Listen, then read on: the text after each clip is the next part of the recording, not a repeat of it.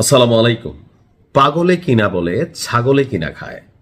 অনেক সময় আছে কি, আপনি দেখবেন যে আমাদের রাজনৈতিক দলগুলোর মধ্যে এই ধরনের ঘটনা ঘটে যে বড় একটা কথা যখন কোনো মন্ত্রী এমপি বইলা ফেলে, আওয়ামী লীগের সময় এরকম অনেক কথা অনেক মন্ত্রীরা এমপিরা বা দলীয় নেতারা বইলা ফেলতো। তো যারা পোস্ট পদবিতে আছেন বা গুরুত্বপূর্ণ ব্যক্তি, তারা যখন ব্যাফাস কোনো মন্তব্য করত, তখন দল কি করত, বলতো এই লোকের সাথে দলের কোনো সম্পর্ক নাই। Number one. নাম্বার টু, এটা তার ব্যক্তিগত মন্তব্য, এটার জন্য দল দায়ী না। এখন আমি কেন এই কথাগুলো বলছি, এই মুহূর্তে ইরানের বিরুদ্ধে যে যুদ্ধটা আমেরিকা শুরু করছিল, আমেরিকায় বলা উচিত না, ট্রাম্প তার ব্যক্তিগত ইগো প্রবলেম থেকে যে যুদ্ধটা দাঁড়া করাই দিছে, এই যুদ্ধ নিয়ে পুরো বিশ্ব এখন অস্থির। বিশেষ করে ইরান যখন হরমুজ প্রণালীকে কন্ট্রোলে নিল, ইরান যখন সেখানে প্রকাশ্যে দিনে দুপুরে জাহাজ পার করতে গিয়া লক্ষ লক্ষ ডলার নিচ্ছে, ইরান যখন পুরো আরবদেরকে ঠাপাচ্ছে, ইরান যখন মার্কিন যুক্তরাষ্ট্রের সামরিক ঘাঁটিগুলোকে টার্গেট বানাচ্ছে, সবকিছু মিলিয়ে এমনকি গত পরশুদিন একটা জরিপ নিউ ইয়র্ক টাইমস পত্রিকার, যে শতকরা 82% মার্কিন নাগরিক চায় না আমেরিকা ইরানের সাথে যুদ্ধে জড়াক। তাহলে বুঝতেই পারছেন, এটা বাংলাদেশ না যে সরকারের মন যা চাইলো জনগণ দলীয় যারা আছে হ্যাঁ হ্যাঁ করলাম, ওরকম না। বাংলাদেশ এটা হয়, ভারতে হয়, পাকিস্তানে হয়, বাট মার্কিন যুক্তরাষ্ট্র তারা আলাদা। তো এই সার্বিক পরিস্থিতিতে এখন বাটে পইরা ডোনাল্ড ট্রাম্প এক হাস্যকর মন্তব্য দিচ্ছেন, যেই কথা শুনে আমার ধারণা পুরো ইরান জুড়ে হাসির হট্টগোল চলছে। ইরানের বিরুদ্ধে সামরিক হামলা চালানোর সিদ্ধান্ত যেটা, সেটা নাকি ডোনাল্ড ট্রাম্পের সিদ্ধান্ত ছিল না। আচ্ছা, এটা কোনো পাগলে বিশ্বাস করবে?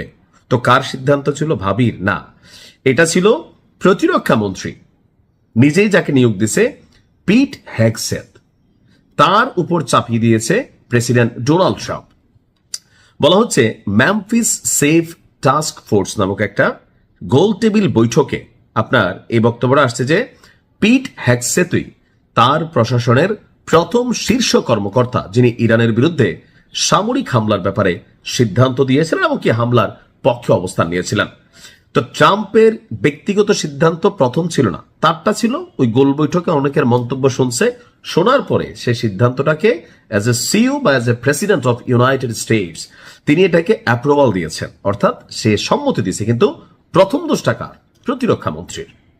এখন তারই বক্তব্য নিয়ে সারা মার্কিন যুক্তরাষ্ট্র জুড়ে তীব্র আলোচনা সৃষ্টি হয়েছে, যে কারণ প্রশাসনের ভেতরে যুদ্ধ শুরুর সিদ্ধান্ত নিয়ে এই যে ঠেলাঠেলি এখন কেন আসলো?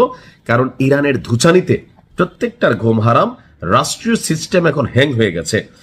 ট্রাম্প ইঙ্গিত দেন যে আপনার পিট, আমার মনে হয় তিনি প্রথম সোচ্চার হয়েছিলেন এবং বলেছিলেন চলুন এটা করি, কারণ আপনি তাদের পারমাণবিক অস্ত্র হাতে পেতে দিতে পারেন না। অর্থাৎ ট্রাম্প বলতেছে আমি কইছি না, আমার প্রতিরক্ষা মন্ত্রী এই বুদ্ধিটা দিছে।